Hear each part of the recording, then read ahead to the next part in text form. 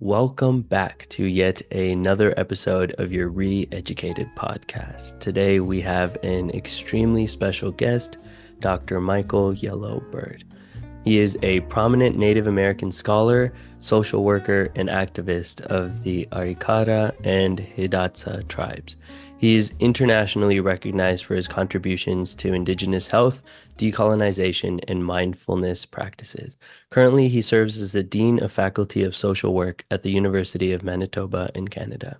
His work is deeply rooted in Indigenous knowledge systems, and he is a leading voice in the movement to integrate traditional Indigenous practices into contemporary social work and health fields. How are you doing today? Doing great. Thank you so much for having me on your program. Yeah, we had brief technical difficulties, but I hope we fixed it now. But you were right. That is the state of conversations today. I think, especially when one of the beautiful parts is we get to speak to people around the world. But the other unfortunate side of it is we are dependent on these external systems working well so that we are able to communicate. But, Absolutely. yeah. Something I'm really interested to start the conversation with is this concept of decolonization is something that I think impacts so many of us from, my Indian heritage. I can see the impacts on my grandparents, on my parents, and it's transferred over to me as well. And I think it's something that I've always been fascinated by understanding, and it has been a natural part of my growth as a person as well. And so I'm really excited to get into that. But before we dive into decolonization, I'm really curious to understand how you fell into this field. What was your drive? How did you kind of find yourself working in with Indigenous health systems as well as decolonization? Yeah, great question. That takes me back a ways. I guess, really sort of what spurred my interest, I have to go back, early, sort of my formative years in my family. My mother was sort of our scholar in our family. She was very, very much, you know, um, just attracted to knowledge. She read a lot. She told us a lot about what she was reading. She read to us when we were kids. She encouraged us to read, to learn about the world around us so that we could engage in the world. I think that's what mothers do. I mean, they're very sort of, you know, um, aware that part of their responsibility is to be good teachers, to disseminate information, ideas, creativity, things that could benefit us, as learners, and so she would always be telling us different kinds of things and how things were related, to human nature. What's interesting about it too is that she read a lot of books, by a lot of famous authors that she would, tell us about all the time, these classics. And also, she would also intersperse within that a lot of the traditional stories of our tribe, the Arikara and Hidatsa people. She would tell us stories about, how, different, beings or different people or different creatures or different, situations were really important, for teaching us about, human behavior, how to behave or how to respond or how to adapt to different situations. And so she had those two pools of knowledge, the Western knowledge as well as Indigenous knowledge. And she was very good at integrating those things. She would tell us stories all the time when we were kids. So because of that, we all got to be really good readers in my family. I come from a family of 15 kids, 11 boys and 4 girls. And as I was growing up, we were all readers. We'd all read a lot. We didn't have television. We didn't have, a telephone. We had a radio, but we mostly, we were either outside, doing things outside, playing as kids, or engaging the world, learning about things, firsthand. The biology of streams, the biology of dams and creeks, or the, learning about the landscape, where our ancestors lived and not how they were also teeming with, bugs and different kinds of life, but they were also, possibly teeming with, the spirits of the ancestors. So we had this integrated learning that was happening with us all the time. And that was, due to my mother. And, for me, I continued to try to learn as much as I could.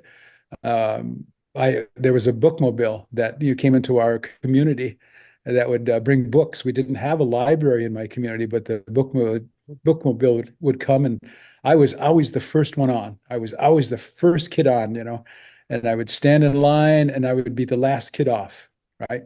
and I would engage these books and read, look at all these books. I was so interested, in all these different parts of the world, different people, different histories, those kinds of things, and human behavior. I mean, so those are kinds of things that sort of primed me to begin to be very curious about the world, and to you might say even at that point it was an interdisciplinary, multidisciplinary experience for me, because I didn't just hitch onto one bit of learning. My learning sort of spanned all these different kinds of books, all these different subjects, and I was so interested and curious about all these things. And so I spent most of my formative years, looking at these different puzzles and finding how these different integrations of knowledge and information could, bring me an understanding of the world. So that's kind of how I started. Hmm.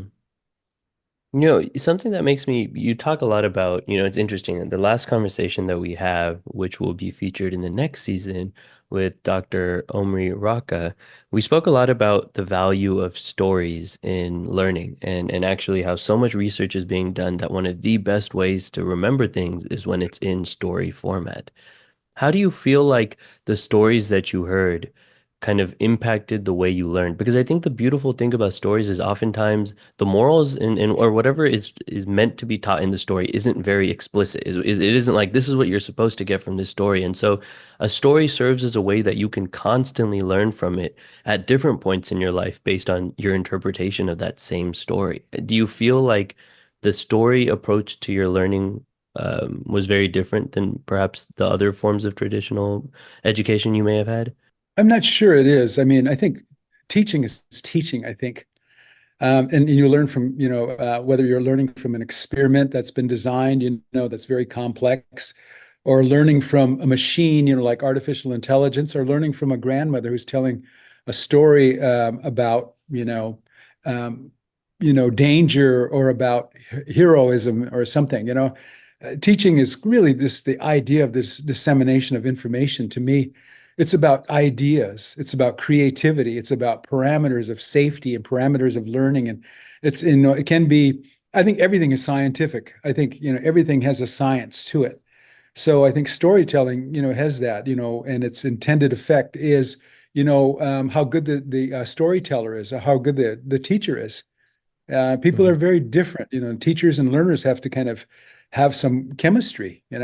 A teacher, really should be experienced. The storyteller should be very experienced, with understanding how to, disseminate that information to others, and how it mm, gets the largest effect. And that's what people have done. They've played on our emotions, they've played on our fears, our hope, our our interest level, right? And those kinds of things. And, it teachers need to be experienced, creative. They need to be fluid with the story. The story can change, midpoint or whatever. And it's good, when it does. Sometimes it's good to remain the same so that, the plasticity of the brain, always remembers the story and the characters that, provide the parameters of learning and safety and of the ability to think critically. Teachers and storytellers, no matter, again, whether it's artificial intelligence or grandmother or great grandmother or great great grandmother or grandfather telling the story, they have to be able to, adapt the story as new generations come, right? And they're mm, able, and the teacher should be able to learn new languages of the subjects, of the histories that exist in the world, so that they're constantly integrating those stories into current circumstances. So I think, that's what I think about storytelling. It has that mm, that kind of thing, and the learning should, as I say, fit the circumstances, the situation. What's needed for growth? What's needed for sustainability, right? What's needed for conquest? What's needed for peace? What's needed for, you know, making a person feel, valued, those kinds of things. So, mm. I mean, I think you bring up a really excellent point in that end, which is kind of, really thinking about what is it that education is meant for. And I think in this particular line is where the education systems of a system or a society that's pushing kind of colonial perspectives may differ from a different form of society. So I think one of the most important things to maybe start at is understanding what is the colonial philosophy, because I think it is really fascinating that, at a certain period of time, it was the French, it was the Dutch, it was the Spanish, it was the English. Like so many people were colonizing at the same time. But I do think that there is kind of this overlaying philosophy that drove that. And so before we talk about decolonizing, I think it would be really interesting to kind of expand a little bit on what is that colonial philosophy that was being pushed at that time.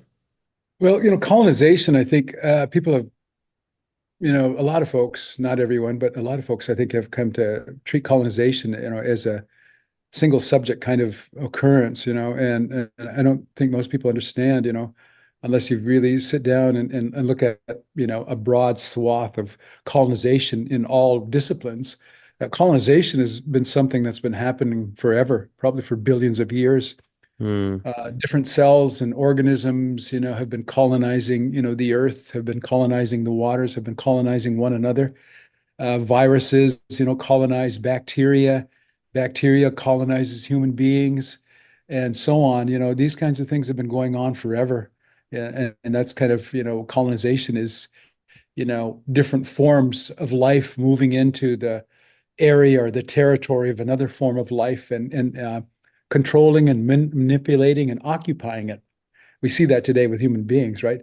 So that's really what colonization is about to me. It's not just a human thing. It's a thing that's happened where birds colonize an area, for instance, or land animals or fish or, as I say, different forms of life colonize different parts of places they haven't been. Sometimes it can be a very, depending on the conditions, it can be a very aggressive and quick period of colonization. Other times it can be very slow and thoughtful. Colonization is also about, occupying a place that, or a situation or a circumstance, that takes a while. It happens, I think, with a virus and bacteria. It takes a while for the virus to be able to fool the bacteria, in order to occupy it and live inside the bacteria. It has to mimic, or change itself, so that it can fool, the bacteria. People do the same thing. Animals do the same thing. So we see, how animals have adjusted to, protecting themselves, by growing wings, or they grow certain kinds of things that fool a predator. And predators, develop certain kinds of things so that they can, more easily, capture their prey. So I think, life is like that. It kind of unfolds. It's not static. It unfolds in all these pretty dynamic ways. And all of us are trying to roll with that colonization that's happening, right? So that's kind of really what it is. It's been harmful, to the organism, the person, the society, the landscape, or whatever environment, it can happen in. So that's the first thing I think, it's about. So you kind of we'll fast forward from, where I am to where you're talking about. I think when we start talking about colonizing powers that, came across the oceans or by land that ended up, in Turtle Island or North America, for instance, or the Western Hemisphere, we start to see these what this Keanu, who's a scholar, talks about, this colonial matrix of power that existed, in these different domains.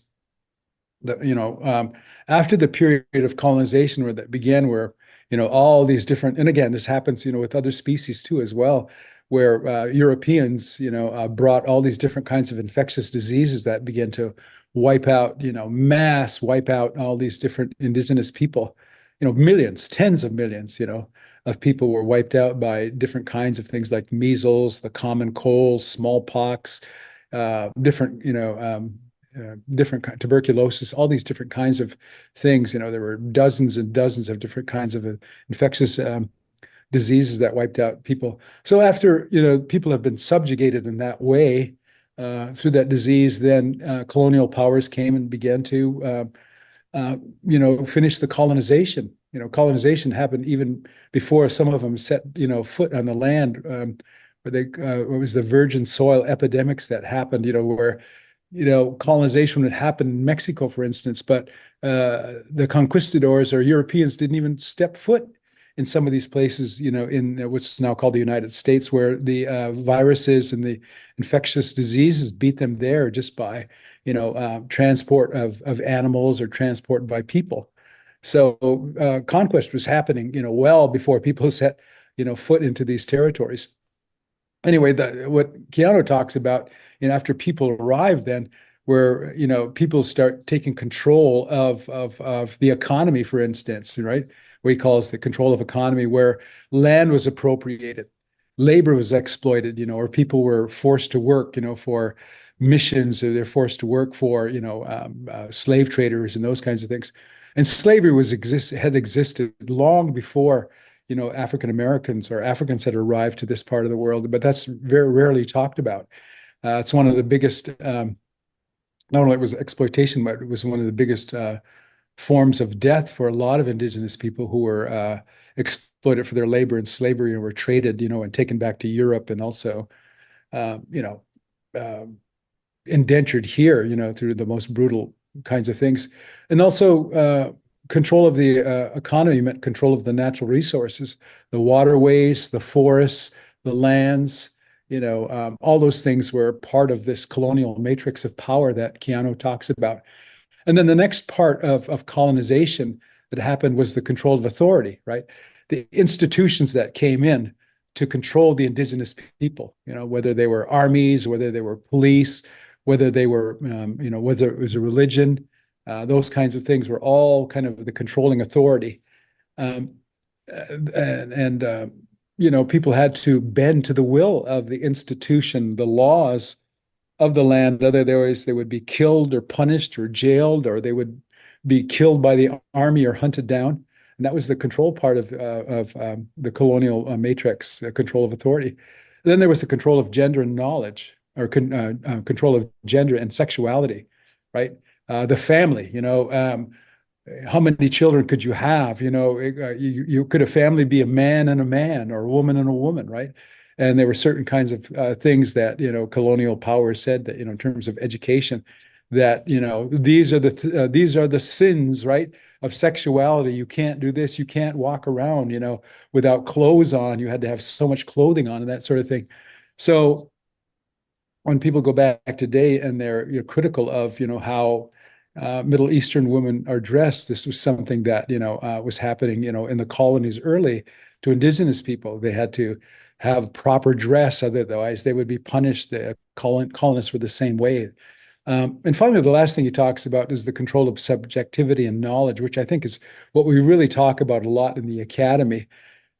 The epistemologies of the world, right? Learning. There's only really one way to learn in terms of Western education, right? Um, and finally, I think epistemologies of the Western world has finally sort of figured out that there are more than one ways to learn, rather than from white male sort of figures that say, or a Bible or something that says this is the only way and this is the only way you can learn, right? Now they're understanding a lot more about the epistemological sort of liberation that's happened, so that people can learn from plants, they can learn from the land, they can learn from the water, they can learn from stories, they can learn from things that they thought were primitive or didn't have anything of value to offer anyone. Also the control of education. Who educates people? In North America, it's the Western system that has control of education for at least 12 years, of your children from very early age, what they're learning, how they're learning, where they're learning. And, again, we found out that, a lot of these different kinds of ways of learning for even kids who are non-Indigenous has been harmful. I mean, it doesn't even fit, our evolutionary sort of blueprint. Children should not be sitting in a desk for 6 hours a day. I mean, they should be spending half of that time walking and moving and playing and being in the woods, or being on the land, or being near water, or running and chasing each other. These kinds of things spur on different parts of plasticity in the brain and the body, and they become more familiar with the landscape. So the control of subjectivity and knowledge is one of these other parts of the colonial matrix of power. And we see that today, with kids, a lot of obesity, a lot of, illiteracy about the land and about the water and about the environment. It's a pandemic. Kids have very, very little understanding of the world outside of the classroom. The last piece of this control of subjectivity and knowledge is what they call the formation of subjectivity. The ideas and the beliefs, what you believe as an individual, what you feel as an individual. And I think that's where all these ideas of are happening now today when we talk about people are gaslighting other people, right? That something that you believe, and people say that's not right, that's incorrect. They can tell you that on all these social media platforms, on X or Instagram or Facebook or whatever it is you're looking at, that your subjectivity about how you feel and believe and think is not real, right? That's the control of your knowledge. And people are constantly trying to gaslight Indigenous people about our own subjectivity, about what we believe about our culture, what we believe about the narratives of our history, and actually in a lot of ways they're appropriating those and taking those and leaving the subject out of that discussion. That's where decolonization really, again, meets the road. The Hmm. road meets the road is that Indigenous people have almost been left out completely now of decolonization narratives, and decolonization has kind of now permeated all these different disciplines and ideas, and rarely are Indigenous people brought up, in terms of like, Indigenous people were the ones who were invaded here. They were the ones who were colonized. They were the ones that, had their control of economy, the control of authority, the control of their gender and sexuality, the control of subjectivity and knowledge, all those things that are still there. And everyone else is, kind of living within those different things and, understanding, that they benefit from the control of Indigenous people's economy, or they benefit from the control of natural resources, right? Yeah. They be on the land, they're, our natural resources, are all now part of, the wealth of the U.S., the United States. So I think No. that's why it's really important to kind of understand that. So Hmm. I mean, I really appreciate you kind of listing out those ways in which what colonization does. I mean, the controlling of the subjectivity and of the action itself. Something I'm curious about is because I thought it was really one, I really appreciated you kind of expanding on the definition of colonization itself, connecting it to things that humans have done for so long and also to the animal kingdom. One question I have for you is if what is the motivation that drives somebody or a group of people to say, okay, I want to now exert this power or dominance over you and then have you, become either my slave or be part of my thinking system? Why is that something that keeps repeating in human history? yeah, yeah, and it's not only human history too. It's in the history of the cells and virus. Yeah, I mean, yeah. that's the thing we saw during the pandemic. We were colonized now by COVID-19. A lot of us were Mm. colonized, and a lot of us carry that virus in our bodies, and the immunities that to that. Hopefully, we carry some of that, but it's just I don't know. I mean, I don't know if colonization is such a natural, it's a natural, normal kind of thing. It seems to be part of the history of all sentient beings, that exist. So what drives it? What drives the virus to, colonize the bacteria? What drives Europeans and Americans to colonize, indigenous people? What colonizes humans, or what drives human beings to colonize a particular piece of land, or, another animal or another human being?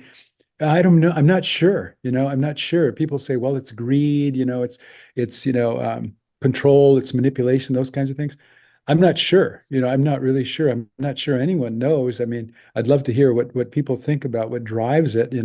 I know we've put forward a lot of, social science ideas behind that, in terms of control and manipulation and occupation, those kinds of things. Mm. And we say it's about power and those kinds of things. But the human being, and I suspect, other forms of life are driven by, very dynamic kinds of things that are happening in the body and the brain. I mean, when we have conquest, or when we have control, or we, over something, a subject matter or a person, or something, we learn something, and where it makes us feel good, we get this rush of dopamine. We get, that's a reward.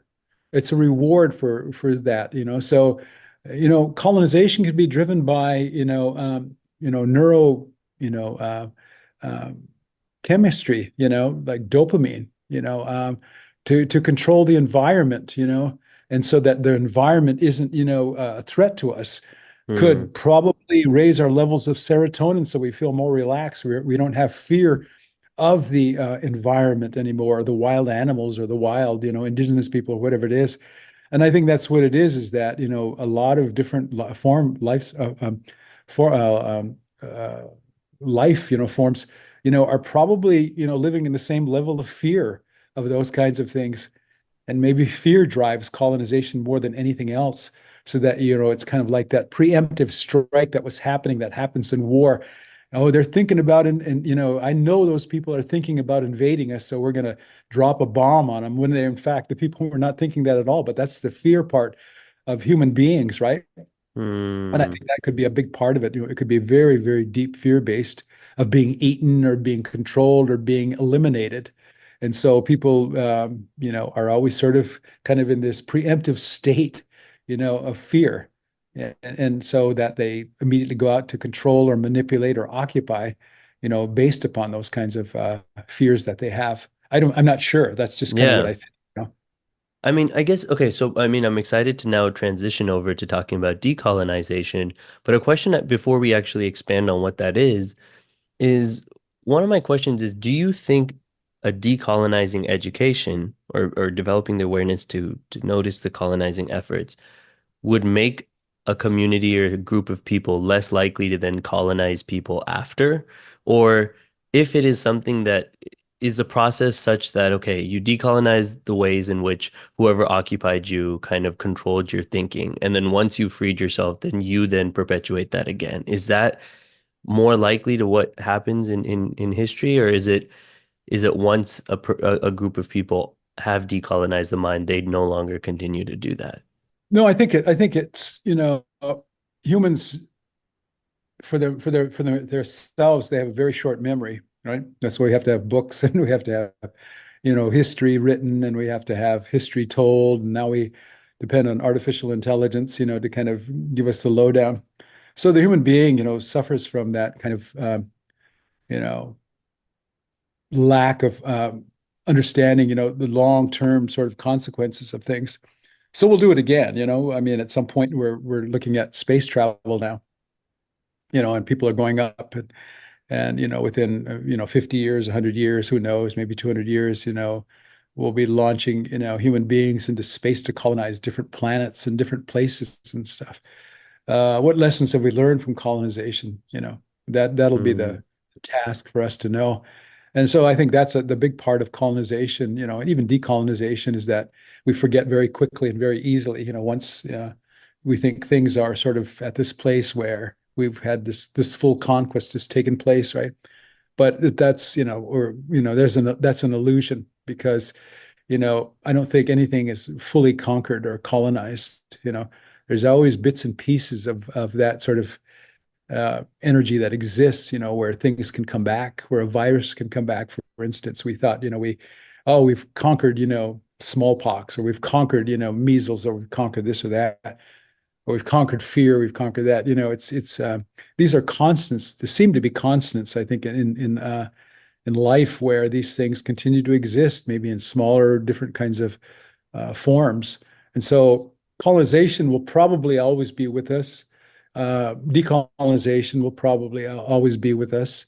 It'll just be happening at different rates, at different speeds, and at different places and times, I think, as, different forms of life, or energy, or species come in and do their work, whatever it is, to do the colonization.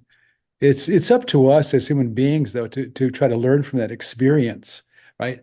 And I think we, with COVID-19, for instance, I'll talk about that colonization. It was pretty clear that human beings had, invaded the space of different animals and different viruses and that kind of thing, and people were, ingesting some of those animals that were contaminated with COVID-19. We do that. We still do that. We ingest different kinds of plants or different kinds of foods, that could have different kinds of bacteria or virus or different kinds of contamination. So it's like that with human beings. We're going to Yeah. constantly sort of be in that state, unfolding. So Yeah. I mean, I think that point that you mentioned there of how short our memory is probably one of the biggest downsides to kind of that constant cycle of conflict that we see in so many places around the world, where it's like you have a brief moment of peace. It felt like after the Cold War, you felt like there was a brief moment of peace, and I feel like already, I mean, you see conflicts arising all over the world. To where it's like I feel like a lot of those lessons were quickly forgotten of the pains of that level of conflict. So I guess like what I'm interested to now ask you is the process of decolonization. So we kind of laid out what colonization, what the kind of impacts mentally colonization can have on a person. What does decolonization look like? What are the steps towards that? And then yeah, maybe let's start there. What are the steps of decolonization? yeah, so um, the way I treat decolonization, is a couple of ways, and I've written a bit about it. Well, colonization, as I said, is subjugation of one group by another, or we'll just leave it at that as human beings. We'll talk about people now. Um, so there's this period that I talked about early, with colonization, where you got the invasion that happens, this unwelcome intrusion, and then you've got this period of contamination that happens. The next phase, as I write about that, is this toxic and harmful contact and interaction phases between the colonizers and the colonized. War. It's you know, control for subjectivity, control for land, those kinds of things. And then the next period is what I call the infection period, where a culture is overwhelmed, by the beliefs and the values and the wars and the diseases of the colonizer, whether they're mental diseases, emotional diseases, uh, you know, physical diseases, whatever they are. And then decay begins to set into the group, and then we enter a period of death phase where things begin to die down, and the richness of the culture begins to really sort of dissipate down to very low levels. And then finally, the last period, is those that survive the first three stages, of invasion, contamination, and infection, become the colonized. We adapt the ideas, the beliefs, and the values and practices of the colonizer, maybe not 100%, but, pretty close, so that we can survive and they become part of our lives. Those of us who do that can function in a colonial society, but we remain vulnerable yet to the structures and processes of a settler society. Why? Because of a number of reasons. The first reason is that, many of us have different biological and evolutionary profiles. So, we think about diet, for instance. There's a lot of people that have very different dietary sort of needs than people who are colonizers that come from a very different part of the world that had farming for 10 or 12,000 years, that come into the area where there are hunter-gatherers or tribal people. They don't, they can't do milk. They don't have the lactose, genes for that, to lactase genes to break it down. Maybe they can't do wheat. They're wheat sensitive and they end up with gluten intolerance, and or they could be very affected by that. Maybe they don't eat the saturated fats that some people that can do, that are carnivore eaters, right? And they get heart disease and they die from those kinds of things. So that's just the diet part, but there's all these other parts. They're very vulnerable because we have a very different kind of evolutionary blueprint. So that's colonization. So then, if we're talking then about the idea of what decolonization is about, it's really this idea that I first learned about decolonization back in about 1979 or 78, when I was a graduate student at the University of Wisconsin in Milwaukee. My major professor was Ronald G. Lewis, who was considered to be the father of Native American or American Indian social work. He was my professor. He was the first Native American to get a PhD in social work, and he was my professor. Was lucky to have him, and he was the first person that talked about decolonization in our classes way back in about 1979. he said he was talking about how independent countries in the 60s were becoming, or countries who had been formerly dependent on a colonizing country becoming independent. And he was talking about what was happening at the UN, and he was talking about how this would lead to decolonization among Indian nations, right? And we were talking about self-determination at the time. And then decolonization, of course, we learned was kind of this withdrawal of political and military and governmental rule over these colonized lands and people, by the invaders. Um, and then we also learned, about, how we decolonize education, right? Because everything we were learning that, Dr. Lewis talked about was that we had to begin to rethink and reframe, what we were being taught, in the curriculum that was still, Eurocentric, had a colonial lens. And we had to go back to, learning about what our ancestors had learned and how important that was to learn from, from our culture. And he was talking about that way back when, but that was kind of happening, during the time of the late 60s and 70s. There's that big movement to kind of, they didn't call it decolonization back then, but they were calling it, it was like a resistance movements more than anything.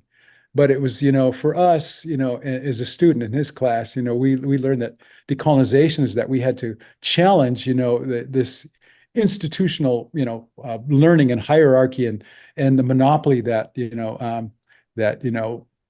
colonizers had over knowledge and so on.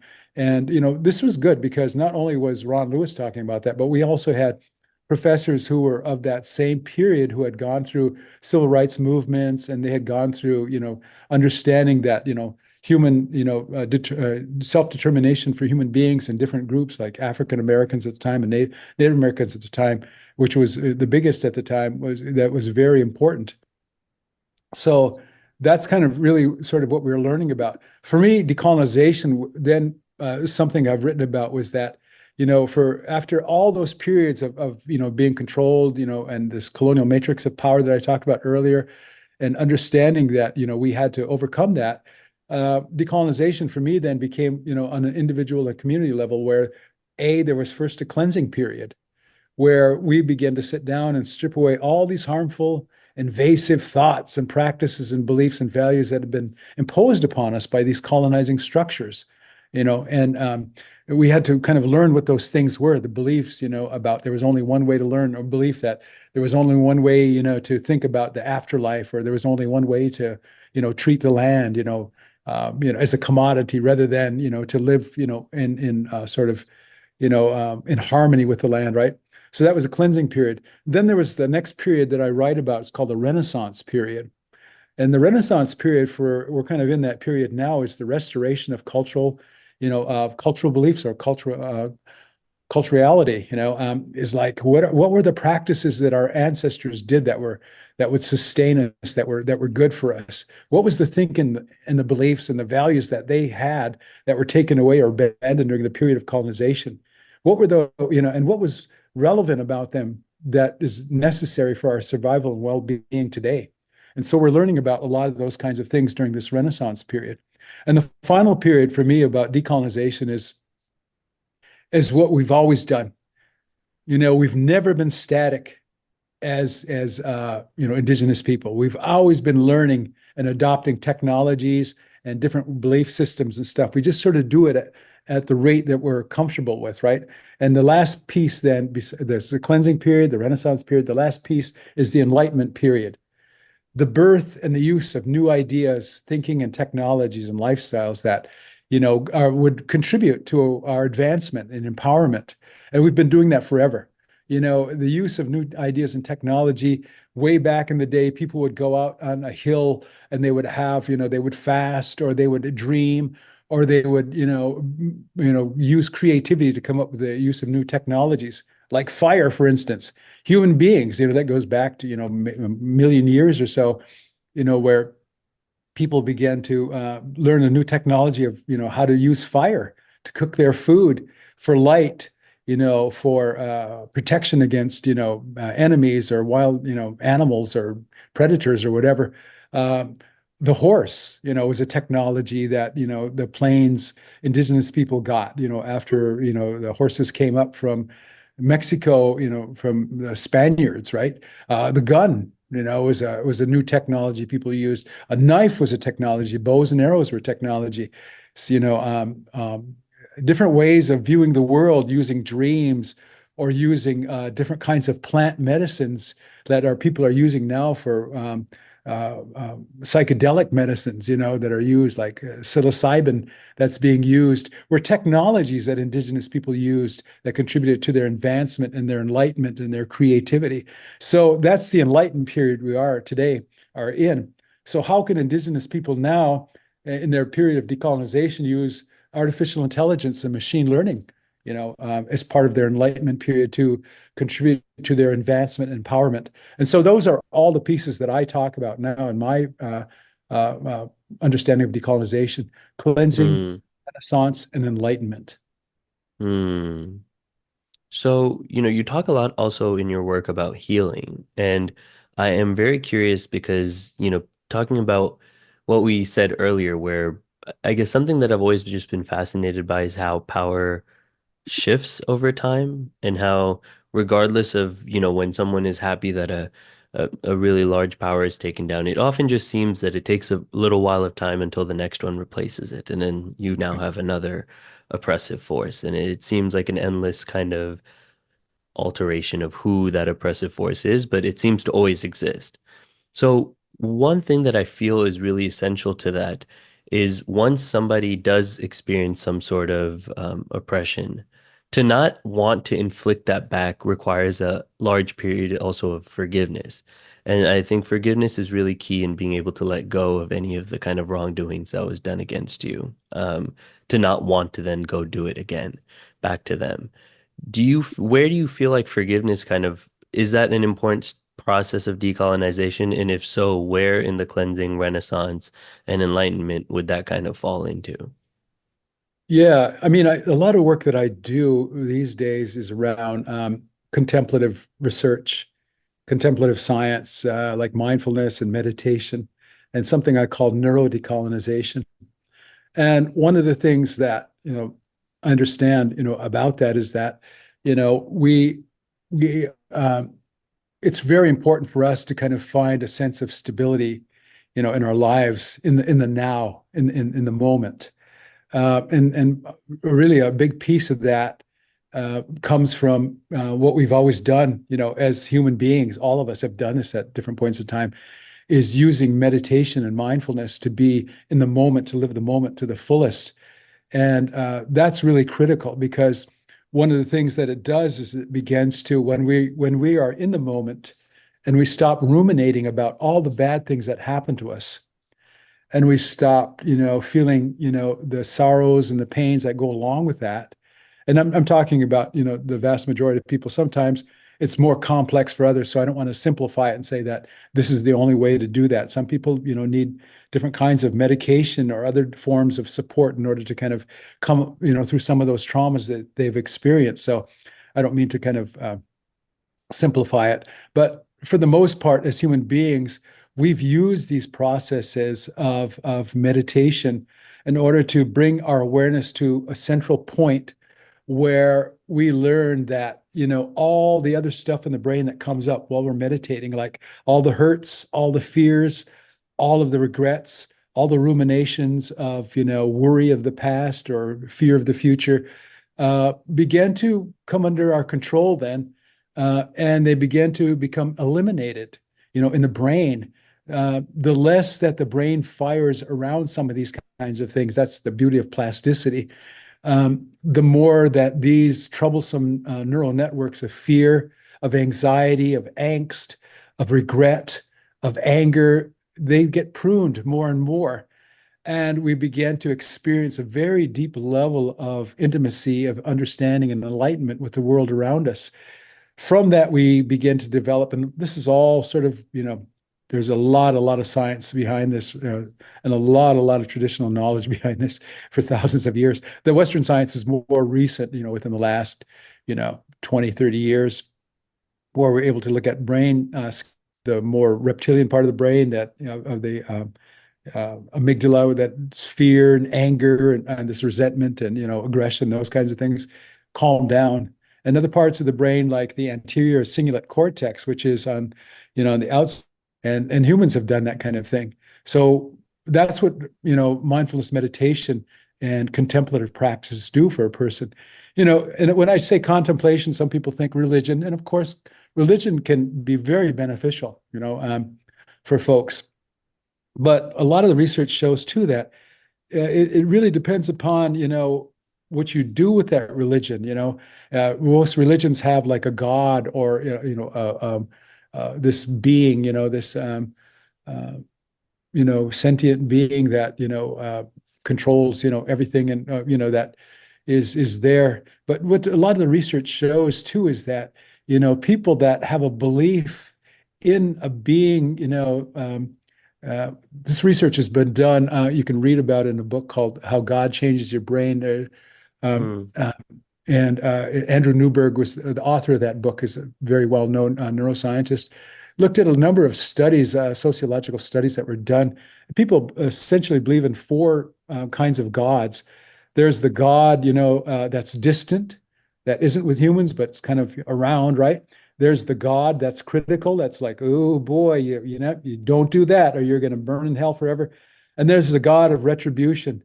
Oh, you violated this, you've done that, you're going to burn in hell forever. And those are all kind of, fearful gods, right? And then there's, Mm. that's about, 75% of the population believe in one of those three gods. There's about, 20 to 25% of the population that believe in a God of benevolence, a God that says, love everybody, love everything, love that water, love your neighbor, love those clouds, love the land, love all species, love everything, care about everything, be connected to everything. Those two, paradigms of belief activate very different parts of the brain. The God of benevolence and love lights up the anterior cingulate cortex, which is about compassion and caring, and reducing hate, reducing fear, reducing resentment. The other parts of the brain, that are activated by those other three kinds of gods activate fear, mistrust, hate, war, probably. That's pretty clear. That's not just something I'm making up. These are things that we can see now from brain scans, so that we know that, at one time that those folks that had a belief in this kind of, God, or this kind of higher power, had a very different brain experience, a very different plasticity experience. So colonization can have that. If people want to recover from colonization and rebuild their compassion, but yet be safe, and yet be smart, and yet be critical, but yet be courageous. I That's what I do a lot of training with groups around contemplative practices and Indigenous mindfulness, or what I call neurodecolonization, decolonizing the mind from all those kinds of ways of thinking. So it's anger and rage and hate. I'm not saying it doesn't work, because it does. It does have, some payoffs for it. It helps in conquest, it helps in destruction, it helps, in control. And, though it can become addictive too. Conquest can become addictive because maybe it lights up the pathways of dopamine that give us that rush and that reward when we conquer, and when we put somebody down, and when we have control over another person. So that's part of the neurochemistry, right? It can work the Mm. opposite too. When we have love, when we have caring, our dopamine levels can rise too as well. It just depends. It's like that old story about it's an old Indigenous story. I think it's related to the Cherokee talk about two wolves, where a young man goes to his grandfather and says, Grandpa, I feel like, there's two wolves fighting in my body, one, and I'm not sure what to do. The one wolf is about hate and revenge and killing, and it makes me really angry. The other wolf is about love and caring and acceptance and compassion. And he said they're fighting all the time. I'm not sure which wolf is going to win, and so his grandfather says, the wolf you feed. you know and so Mm. that's become a staple in in Western neuroscience, that people Mm. understand plasticity is like that. And I'm not trying to just say that we can only think positive thoughts. We can't. But I mean, it's gaining control of that kind of thinking, and that's part of what I call neurodecolonization, right? how colonialism affects the brain and the body, and the body structure and its function goes all the way down to the molecular and cellular levels, even our epigenetic expression into our immune system and function, and why we get sick, why we end up with diseases. And we know that we have better outcomes, with compassion, love, and caring and understanding. Again, not to say that we can't be warriors either and have both, but I'm just laying out, what the science says and kind of what the narratives say, traditional narratives say around Mm. colonization, decolonization. So, and that's a lot of my healing work that I do these days. I mean, I'm really curious for you because I think this is something I'm currently working on myself in forgiveness and really letting to let go. What has that process been like for you, and how has healing kind of your own pains, or how has that helped you in your journey? And do you have any advice for how someone can kind of go about that, starting that journey? Yeah, I mean, for me, of course, I had a lot of resentment when I was a young man, well, a lot of anger when I was a young professor, and I was, writing about that, about colonization and about the disrespect and the treatment and the beatings I got as a kid in school, by teachers, and the ridicule about, who I was as an Indigenous person, made me very resentful. And it made me feel also very inferiorized myself. I felt I wasn't as good or whatever, those kinds of things. Felt very inferior compared to other people who, had the right, skin color, the right, look, the symmetry, the language, whatever it was. It was it was debilitating emotionally, and debilitating, culturally in different ways. And it was very difficult, I think, to be an Indigenous person a lot of times, when I was growing up, because there was so much, disregard and devaluation of who we were. You know, I have a particular kind of genetic profile that makes me very sensitive. I'm not like my brother, who's very strong and has a very warrior-like, capacity. I'm closer to being an orchid kid, which is more sensitive. I'm not an orchid kid, but in the social science, social psychological literature, it talks about sensitivity. And some people are very sensitive. They weep at the sound of sad songs and sad stories, and other people that they're like dandelion kids. They can walk through fire, right? These are the outliers. And then in the middle, you've got what they call the tulip kids that kind of engender both, the sensitivity and the strengths, and we're not aware of enough of that. So sometimes it takes some those of us who are very sensitive longer periods of time to overcome the trauma and overcome, the different kinds of things we've encountered in life.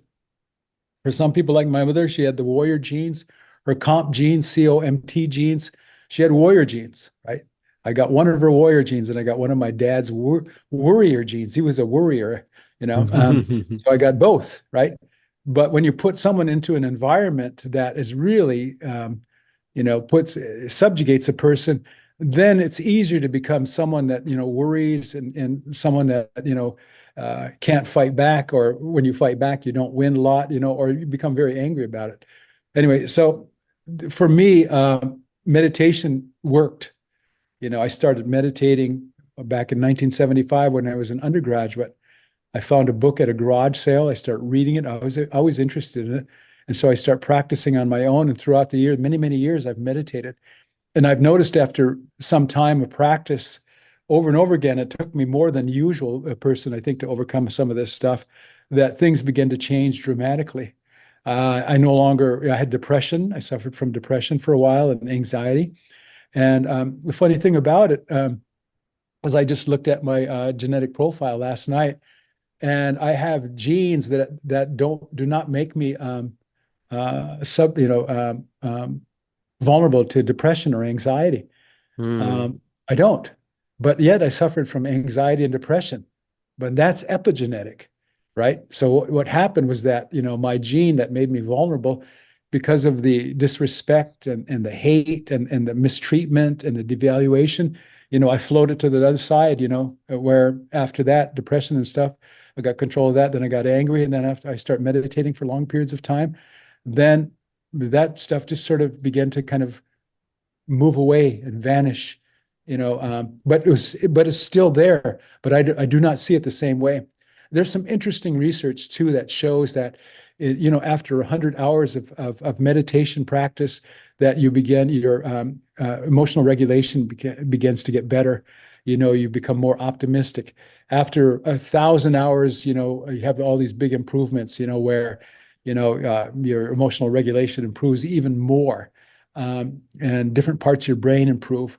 5,000 hours of practice, which is a lot of practice, you begin to take control over different kinds of things in your brain, where your brain's no longer wandering, where you're able to center and focus your brain.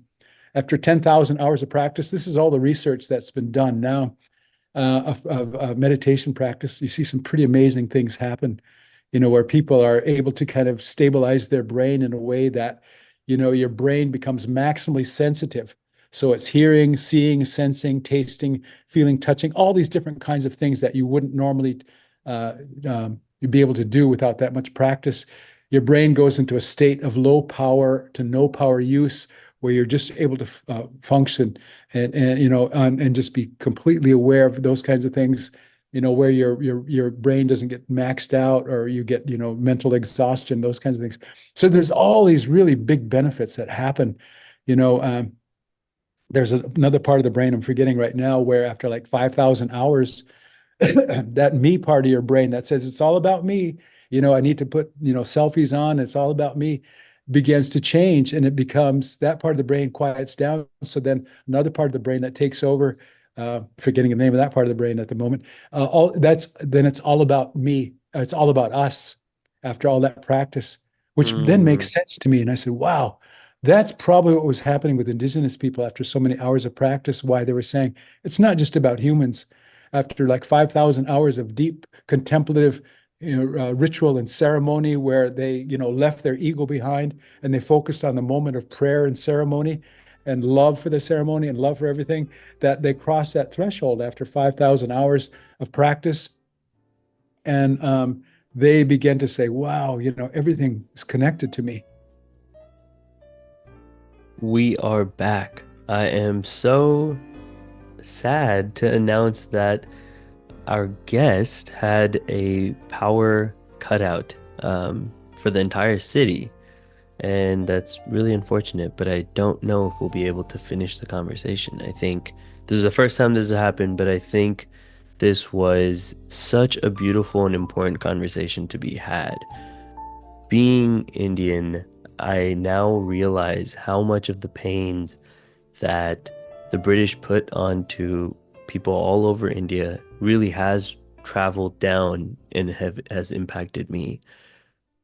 And it is only as I get older do I realize the kind of fear of autonomy, of freedom, comes from certain education systems that was put in place so that the people who went to them would always be subjugated. And those education systems have continued and have impacted my parents, which have then impacted me. And so I think this idea of decolonization is something that is so important to think about, because it highlights that there is something called a colonial philosophy.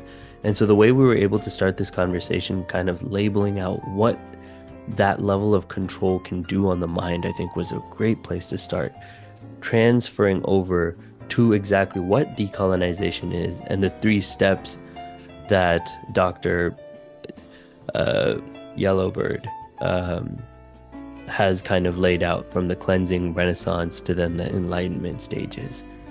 I think figuring out how to then incorporate this, and also understanding kind of the persistence of colonialism across many different animals, and also outside of just humans, as he mentioned, exists. And so that's, I think, a really important point to recognize. Okay, this isn't something that we can just pin on the British or the English or whatever and be like, it was only them. It seems to be something that happens again and again and again. And so understanding these processes of healing and forgiveness, and kind of this ending section of talking about the value of meditation and reflecting on the anger and the pain that you feel from some of these processes is so vital.